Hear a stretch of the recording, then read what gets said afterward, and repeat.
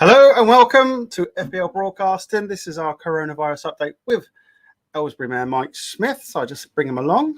Here we go. Hello, Mike. How are you doing? Hi, Martin. I am very well. And how are you? All right. I thought I'd do it standing up today, by the way. So if I'm out of picture, I shouldn't be. I should be all right.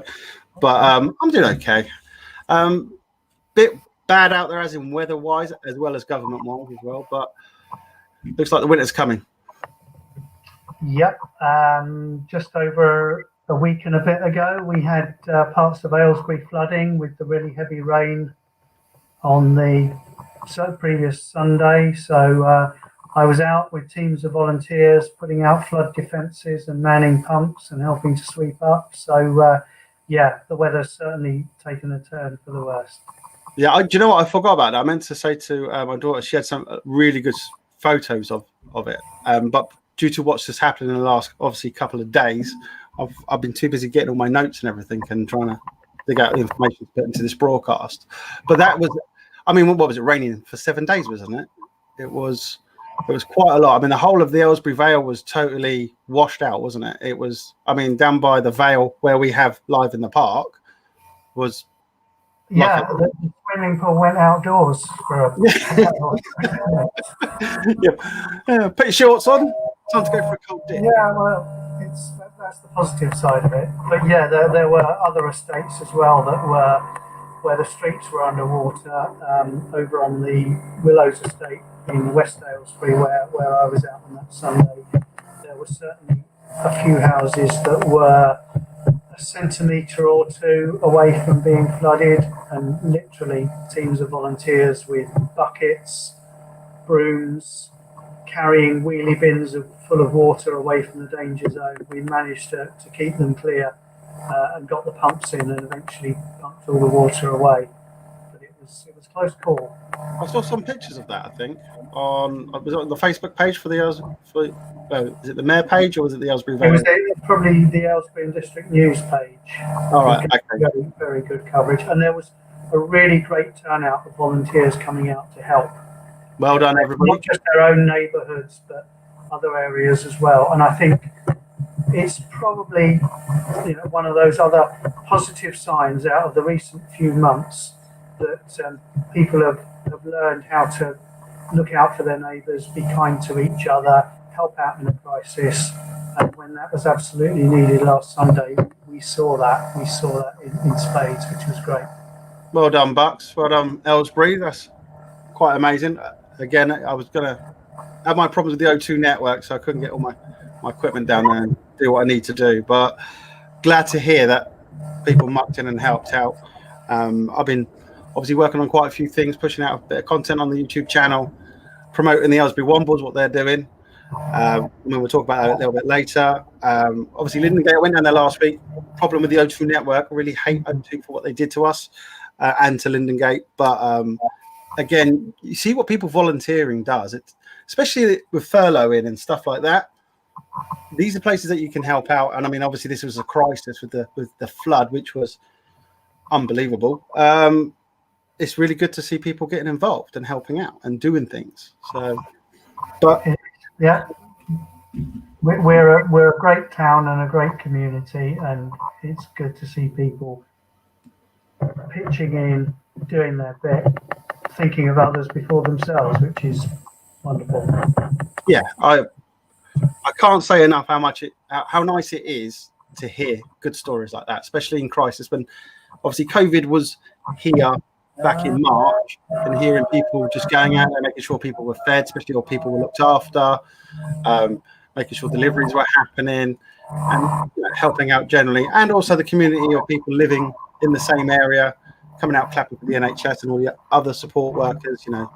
It was just good to see that community coming back, because I think we have lost it a bit, but maybe in this crisis, if there's one thing we can get from it, is kind of coming back together as a community and trying to help each other and try not to be, going the wrong way down the aisle when it's one way.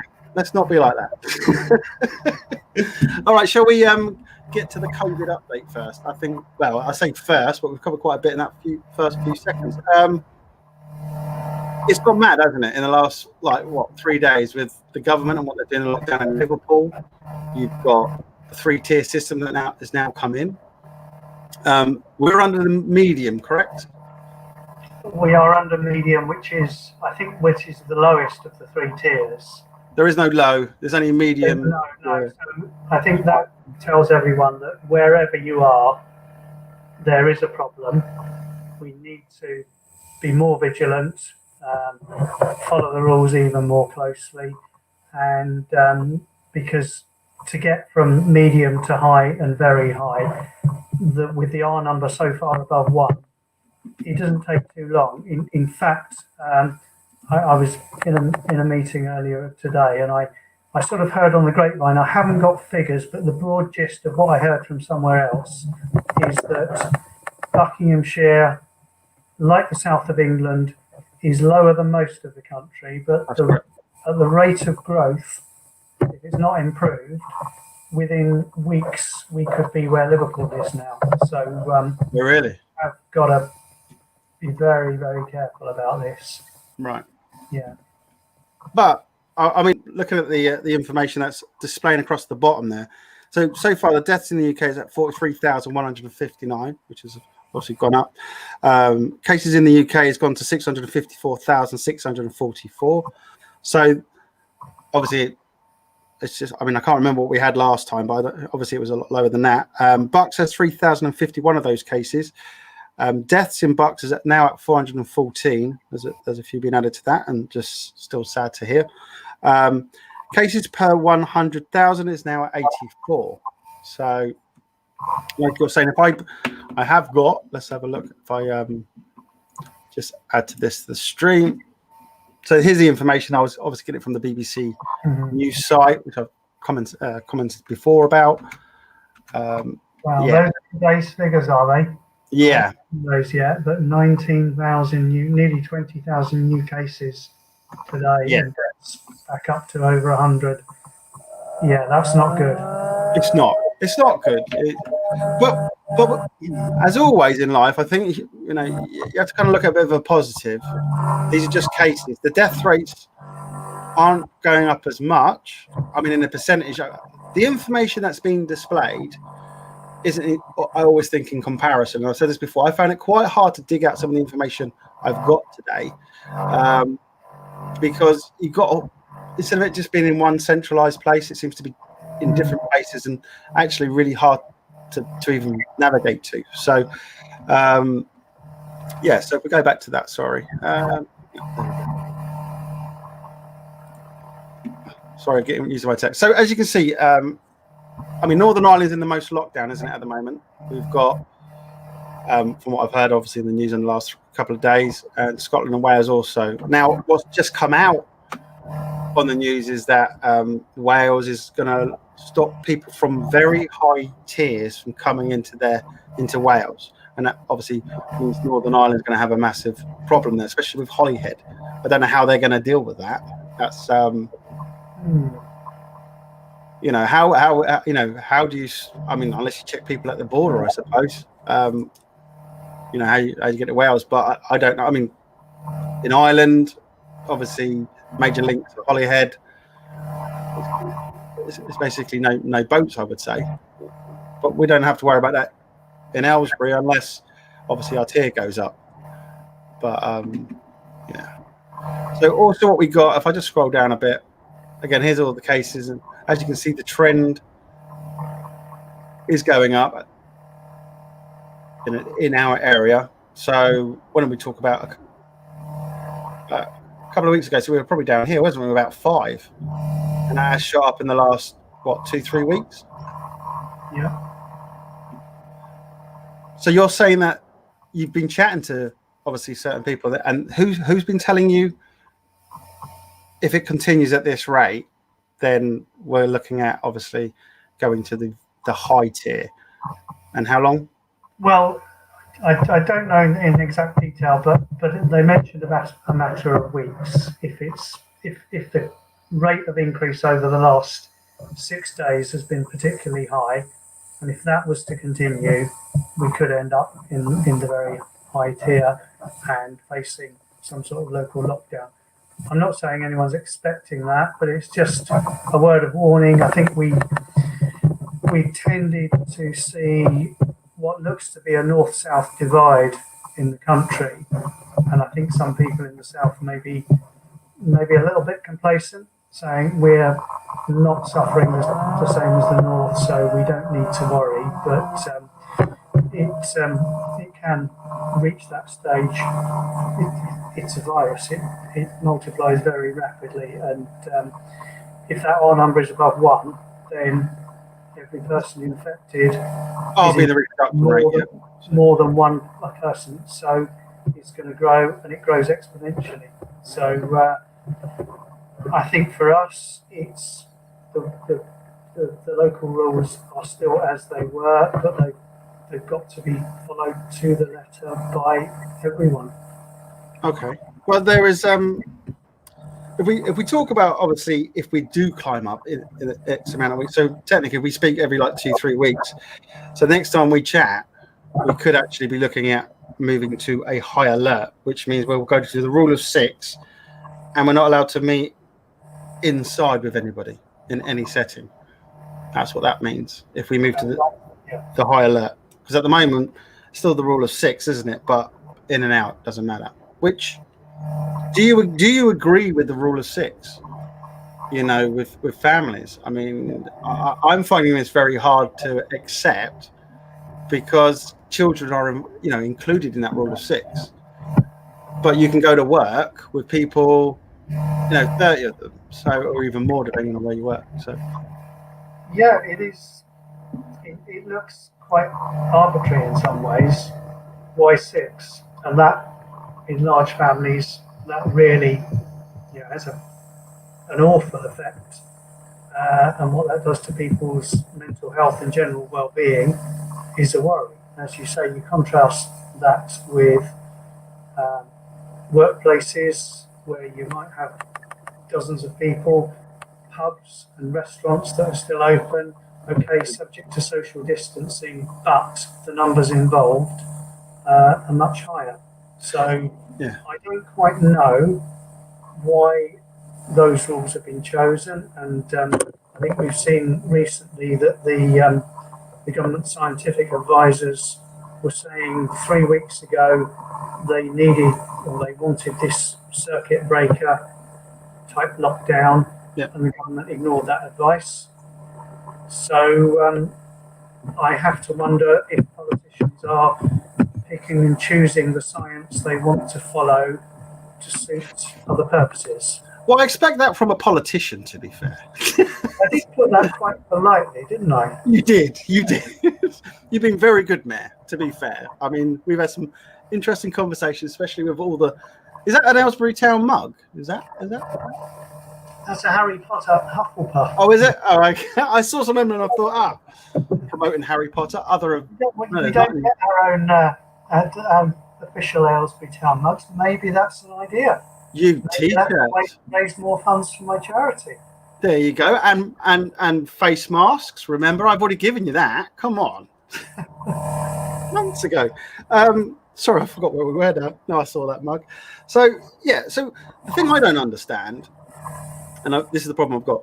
So if you've got 6 people, for instance, who are allowed in this one, to visit, but there's 12 people in that family, as in, 6 are visiting that house, and then the other 6 can't go because obviously over 6 is against the rules, then they've got to go back to that house where they live with those other 6 people, and they're going to infect them. So why isn't it, maximum of 6, but the exclusion is that, and the other people in that house. So if they have to stay in that bubble of 6 at all times, because your different 6s mixing is going to spread the infection.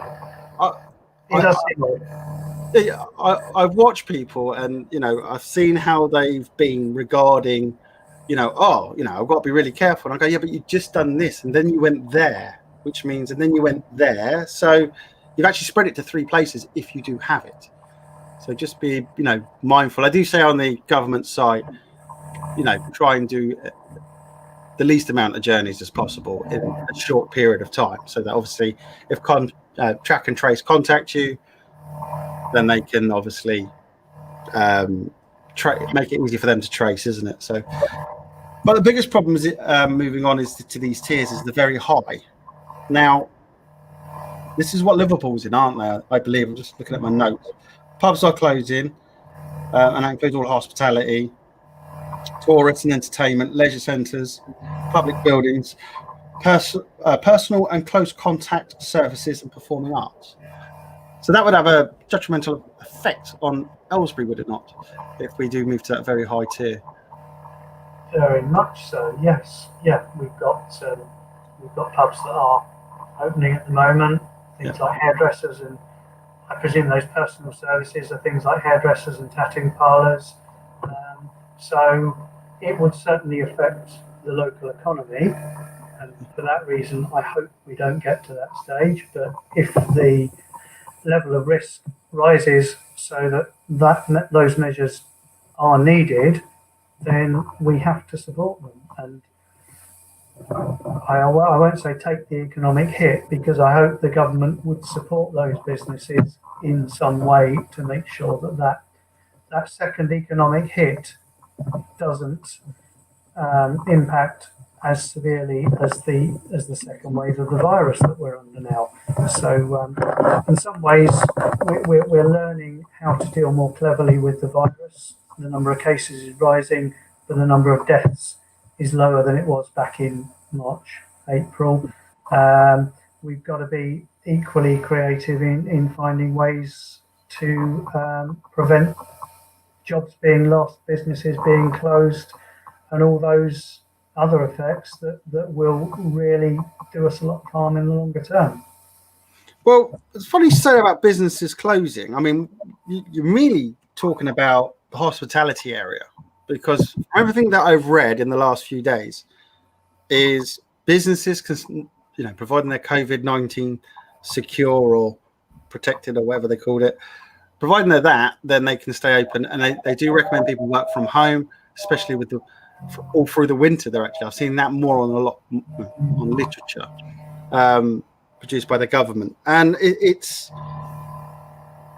really just an effect of hospitality. I think that's all these restrictions are, and personal movement, personal services. But a lot of the economy is based on those industries.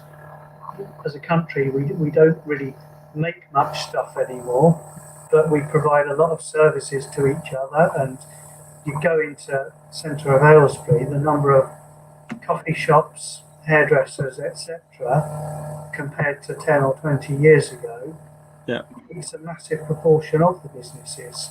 So I think it will have an effect if they are shut down for a long time and forced to close, because it's not economic to stay open, and they're not getting enough support from the government. Well, I mean, the support from the government, there are people in businesses. There's a lot of people in the hospitality sector are saying they're not getting as much support that they really should get.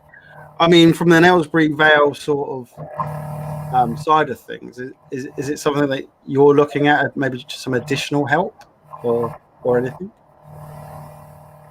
In terms of the council being able to directly provide help, that's not possible, because the council hasn't got enough money, and across Buckinghamshire has lost a lot of money, or rather has had to spend a lot of money, some of which has been compensated by the government, but there's still a gap. So what I was doing at the meeting I was in last week was questioning the leadership of the council, who have been doing a lot of lobbying to get more funds in for the current financial year running up to the end of March.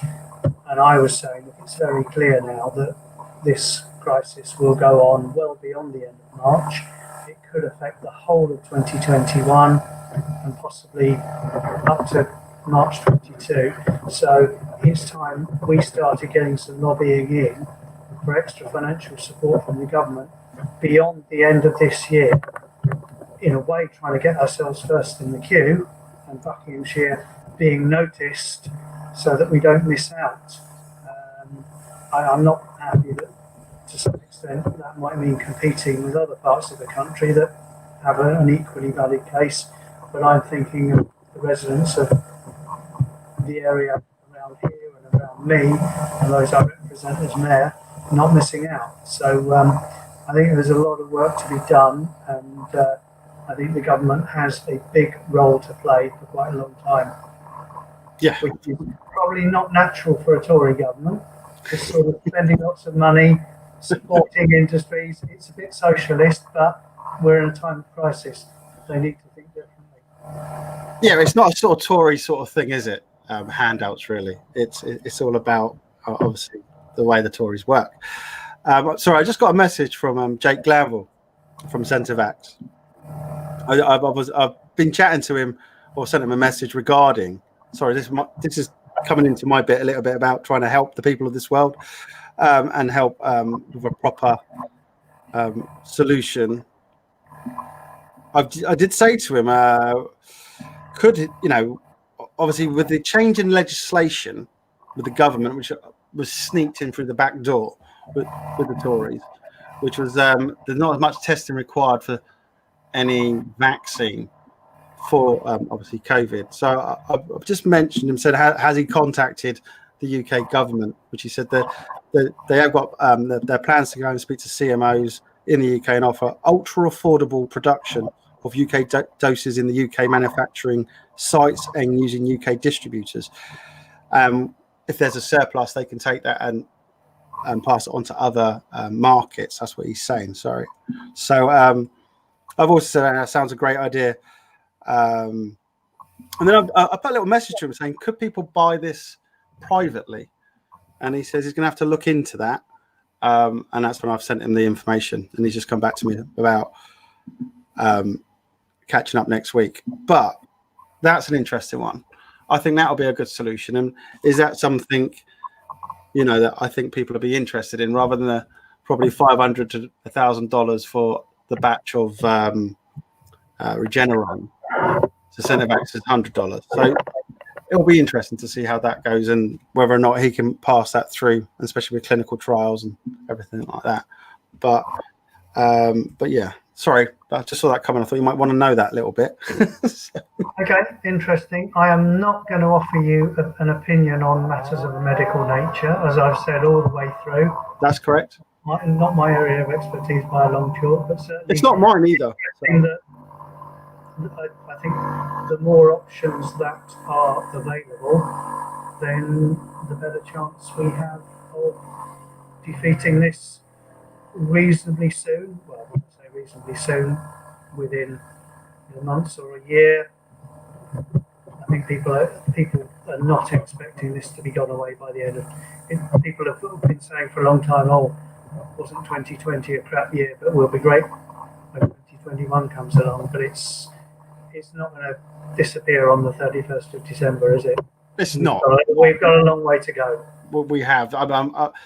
Again, that's why I'm trying to do what I can, speaking to relevant sources. But, if you do think this is disappearing quickly, unless, for instance, clinical trials goes okay, and, for instance, this drug, just like Regeneron's drug, if that all comes out, if you've got to think 1% of the population, from what the figures say, will be affected to the point of needing hospital treatment. And in Centrevax's case, it's 97% effective against that, I would presume that 1%. So, it's not as bad. It doesn't look as murky. And I think that's the biggest problem we've got here. Why there's nothing there, like you're saying, it's not going to disappear at the end of the year. It's not like, it's the new year and time to tick on by and let's all start celebrating and hugging again and going to see our families. But yeah, it is amazing. So going back, so they're the levels. We've got 3 alert levels: medium, high, and very high. We're currently at medium. You're saying, the people you spoke to, if it continues at this rate, we could be moving up to a high level if it continues. I think that's true of everywhere.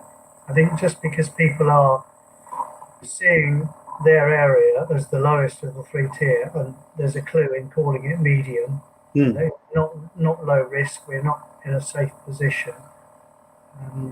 That we need to stay vigilant and keep on top of things so that we don't get into one of those higher tiers. So it's up to everyone out there to do everything in their power to follow the rules and keep out of danger and keep others out of danger.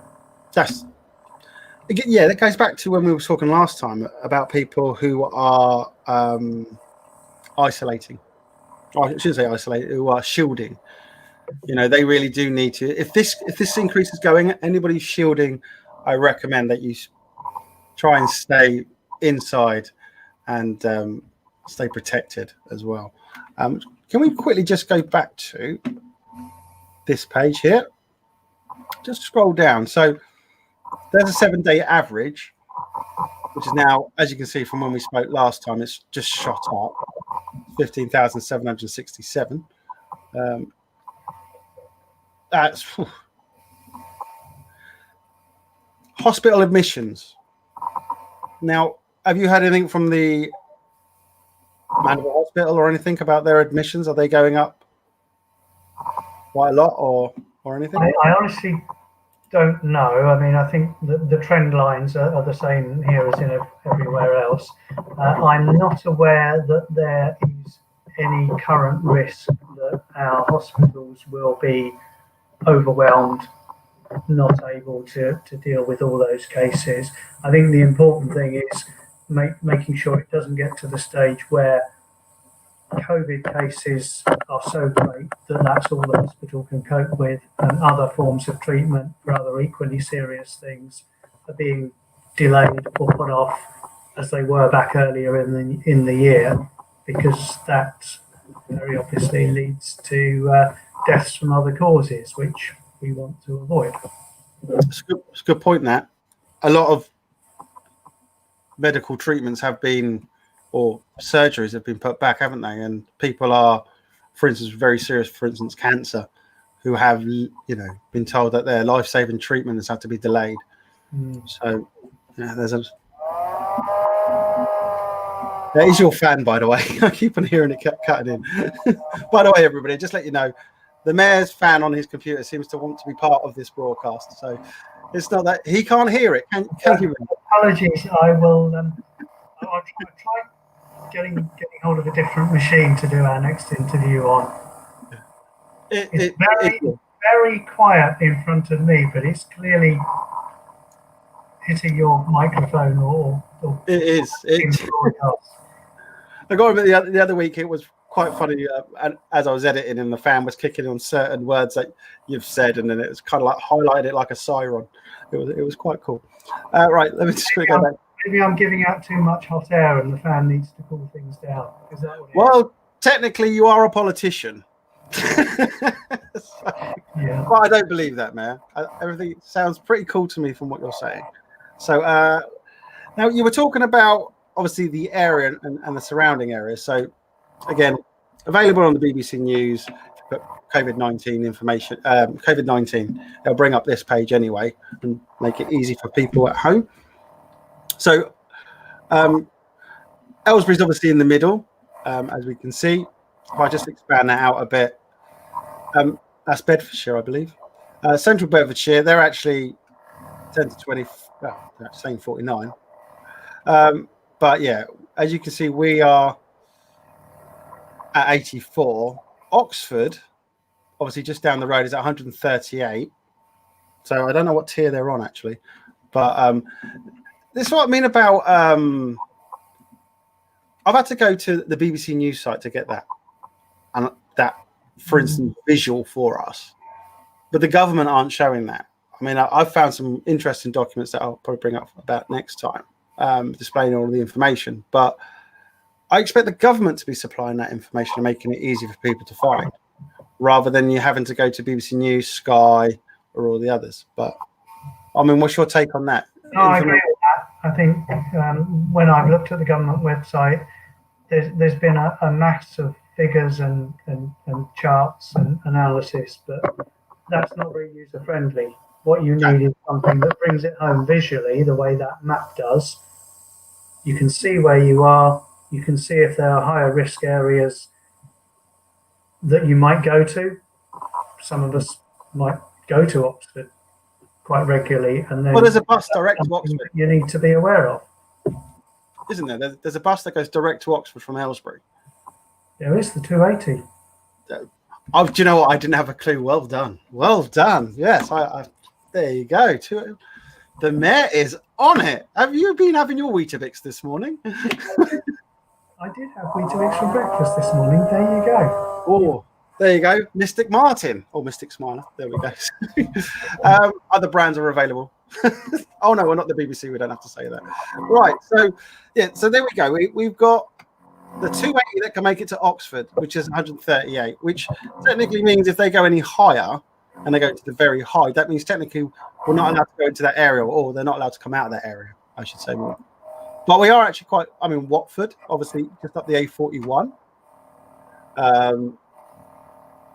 Obviously, buses and people drive along that and go through there, I suppose, as well for work reasons. So that's actually quite close, isn't it? We're talking. Just if I come out a little bit more. I don't know if you find this very interesting, this map. I mean, it's not very informative in a way, but Windsor and Maidenhead. Now, where was you a couple of weeks ago? I forget where you said you were. I was in Runnymede and Spelthorne a couple of weeks. Runnymede, wasn't it? Recently. I think they've been a bit higher than Aylesbury. Yeah, but you see, it's not very easy to kind of like get in there, but you know, there's a thought for you anyway. So, and for other people out there to see that. But I mean, the BBC site. This is the areas of concern, obviously. As you can see, Newcastle. You've got Leeds, Liverpool should be on there somewhere. There we are, Liverpool, Northern Ireland, and obviously Wales has its issues, but they're blaming people touring through that are causing the rise in COVID cases. That's what they said today as well. And obviously Scotland's put its lockdowns as well in place, which I can look at a little bit later if we have a little bit of time. 7-day average has gone to 91. And again, deaths in 28 days, 43,155. So there's all the wonderful numbers. And, you know, I don't know any more that we can actually do to try and tell people anymore, especially you giving up your time is very nicely appreciated.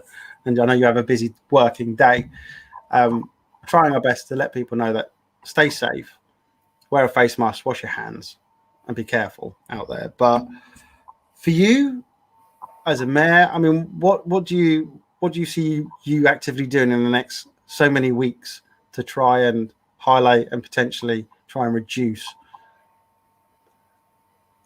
Well, what I won't be doing as mayor in the next few weeks is the usual things that mayors do, which is going out, meeting people and attending gatherings, because we're not expecting anything in its traditional form to happen, even in the run-up to Christmas. Carol services, Remembrance Day parades, all those sort of things, we're already pretty much resigned to having to do without. And I think that. Hang on a second. Are you saying Christmas is cancelled basically? So there's no carol singing at St Mary's Church. It would be very difficult to imagine us being in a position where we're able to put that on and feel confident and safe about it.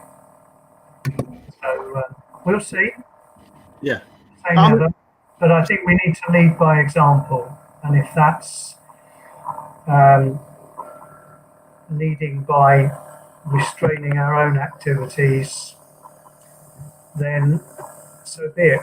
We will do that. As much as I'd like to be saying this has been a terrible year, let's all come together and enjoy ourselves in the traditional way in the lead up to Christmas, I wouldn't be a responsible mayor if I tried doing something like that.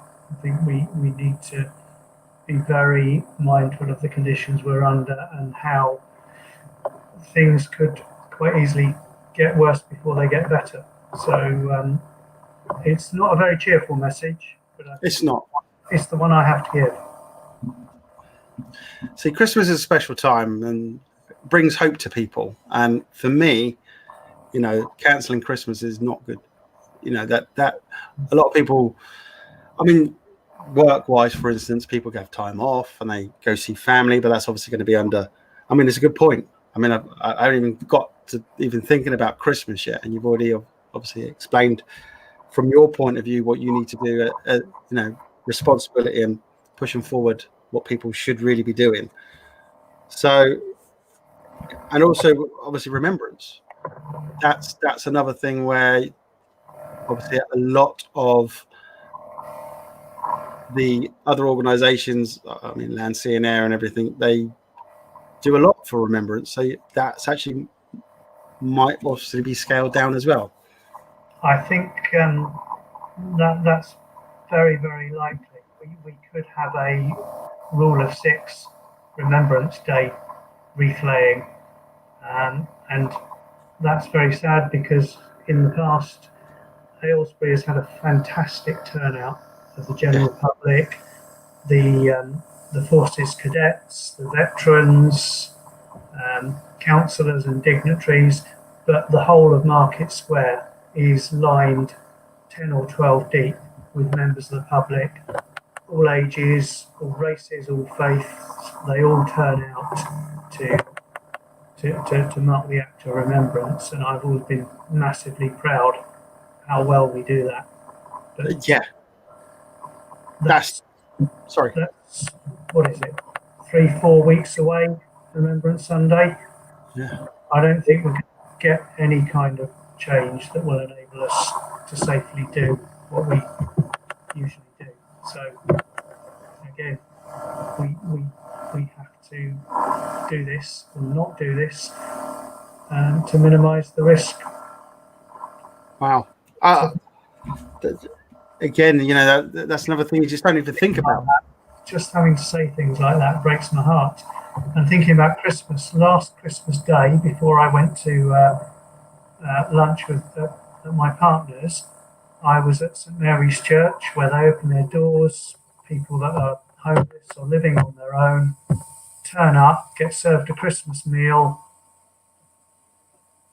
have some Christmas music, given a present to go away with, and it makes their day for people that would be lonely and on their own. I can't see us being able to do that on Christmas Day this year, which is really heartbreaking. Yeah, I can't. I mean, what about the homeless? What's been going on there? Have council been working towards helping the homeless? I know during COVID they did. I don't know if they relaxed those measures. I think all homeless people living on the streets had to be found some accommodation and were. I don't know whether those rules still apply. I'm trying to think of the last few times I've been to town, whether there were certain people that you always tended to see in and around Market Square. Underpass. Asking for fair change. I don't think I've seen them recently, and I hope the reason is that they are now accommodated somewhere and will remain so. But I'll check that out for you. Please, if you could, I'll make a little note there, if you don't mind. Here's a question for you. Why does it take a crisis for us to have to get homeless homed? There shouldn't be anybody homeless in this country at all. No, I agree. There shouldn't, and there are enough empty properties, not just homes, but unused office buildings and premises that could be made use of. There are small, I don't like to call them hardcore, but there's a small core of homeless people that, for whatever reasons, tend to reject help when it's offered and feel, from their personal point of view, better and safest living on the streets, and that's quite hard for others of us to understand, but that's the case with some. But I think in the vast majority of cases, homelessness is usually the result of unfortunate circumstances, not their own fault. It could be mental illness, it could be even a fairly short-term financial crisis. Yeah. And there's a saying that everyone's only 3 rent payments or 3 mortgage payments away from being at risk of being on the streets. And sometimes it can be a vicious cycle. When you're on the streets, it's hard to look after yourself. It's hard to get a job with no address to apply for jobs or keep a decent set of clothes that you can wear for a job interview. All those little things just conspire against you, and it forces people to stay on the streets. But for the majority of them, it should be the first basic priority of any government to say, no, we will not allow this. Never mind eliminating homelessness within 5 years or 10 years. Next week, let's do it now. Yeah. And they managed to do that in March. So yeah, this is the point. Why is it taking a crisis like COVID to do that? That way. Pardon? All we need to do now is keep it that way. But will we? I mean, it's due to government cutbacks, isn't it? That's why this happens. That's why things can't be, available, so to speak, because it does cost a lot of money. But it's an interesting thing that you said there. Let's keep it that way so that there is something available. Because I do know, for instance, I say single dads or anybody who's split in a relationship and leaves a family home. I personally have had, near, like you're saying, they're 2-3 steps away. And it's, you look at somebody on the street and you think, well, what has happened to make you be there? And it's not that they've, done something bad or anything. It's just life just literally turns its back on you, and you're fighting for every single minute. It is wrong, and I hate seeing people homeless. There is no need in this world. Or in this country, I should say. In this world, there is obviously different countries have different ideas, but yeah, okay. Really make me sad. Before we move on from that, some positive news I can bring you. Please. So, I like positive news.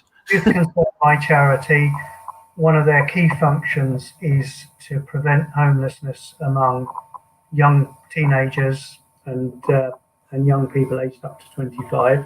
So most of the funds that I've raised in the past nearly year and a half now are going towards a project called The Next Step, which is long-term accommodation, supported accommodation in central Aylesbury for up to 10 young people, not just to get them off the streets for a few nights. They can stay for 6 months and not only have a roof over their heads, but there'll be trained staff on hand to give them counselling for any issues they've got, advice on jobs and education to get them. It's the next step, the step back into being members. So it's been held up a little bit due to coronavirus, but we are expecting that to be opening next month. Ooh. We'll be doing some sort of ribbon cutting to mark that occasion. So that's really good news, because that is amazing news. Surprising that young people still of school age can find themselves out on the streets, and then they can get into all kinds of other problems, because out on the streets you're looking for friends. Those friends might come along and have other motives, get you involved in drugs, other criminality. So again, it's the downward spiral that we got to stop. Yeah, that's it, isn't it? The downward spiral, without a doubt. Stop that. I mean, there was something I was educated and learned which was drugs across borders or something like that, where youngsters were getting given drugs to take across, for instance, borders, bike it somewhere or whatever, so that, and then we obviously get money for doing it. And it's about keeping an eye on that. So parents out there, keep an eye out for that. If your children start to bring all the home the bling, that could be a possibility. Why? Keep your eyes out, because it's a downward step, obviously. That's great news for you, Matt. I think for the money that you've raised, and I know you work really hard in raising money, the next step for the youth, that's amazing. Mate, if I had I'm going to get a hat after all these meetings. I'm going to get a hat so I can tip it off to you. So that's really good. There is also another thing that you've concerned that I've obviously noticed on their website, which was people who are watching, please, if you can, offer a room. They do say, obviously, you need to contact Youth Concern first. So that, because like you're saying, people or youth, the youth do have issues where they get out straight away and they need somewhere to stay for a couple of nights, isn't it? And it's like, could you do that? So that's another thing Youth Concern do. That's the Night Stop project. So, and a great many wonderful citizens agree to let a room in their house be made available.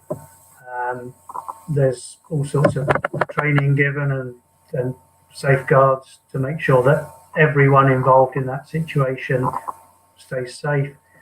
At the moment with coronavirus, I'm sure there's even more safeguards needed, but I would urge people, if you've got a spare room in your house and you want to help young people, then please consider it. It's on the website how you express your interest there.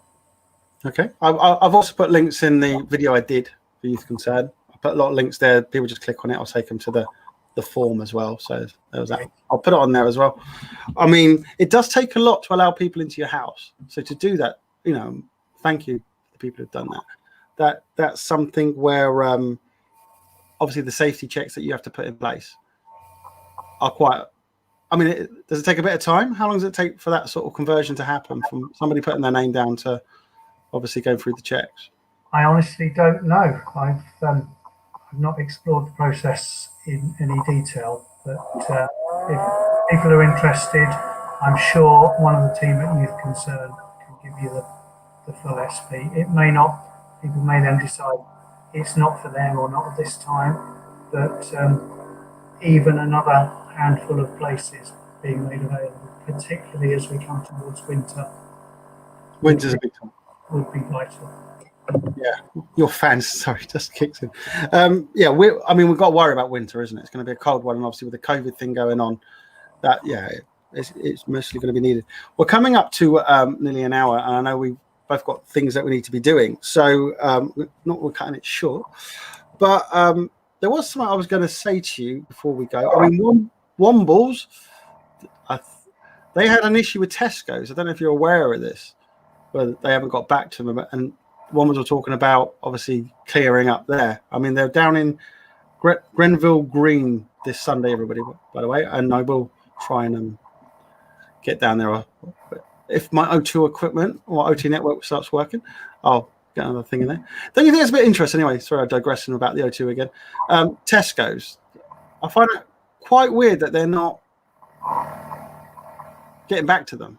I was disappointed because they were being offered volunteer help to clear what is their site, and all they need to do is give permission. And I don't know whether there's an issue behind that or not, because I have found both the main Tesco stores in town have supported my mayoral appeals and generally been community spirited, collecting food at the food banks.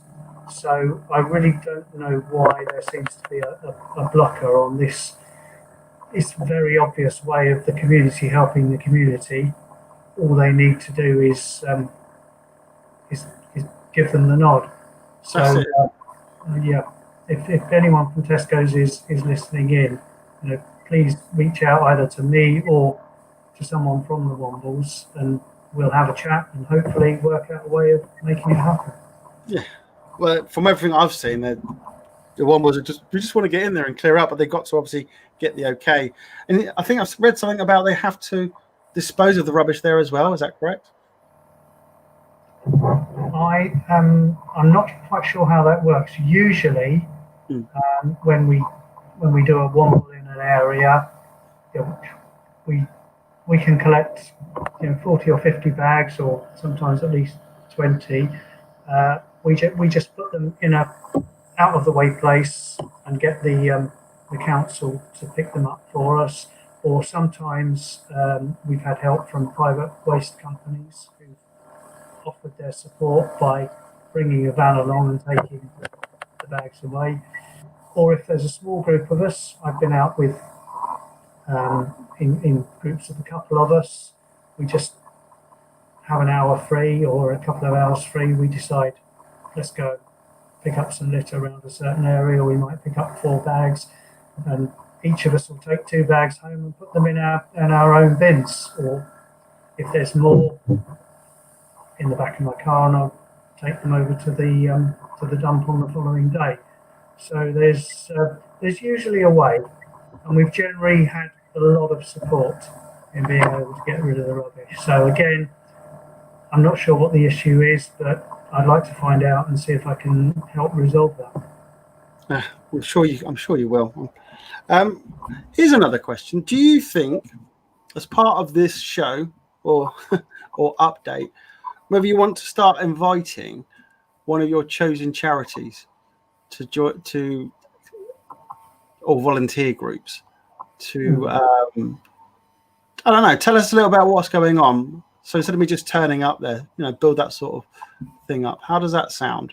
I like the sound of that. Yeah. Okay. There's a little bit of a feature of the show, maybe.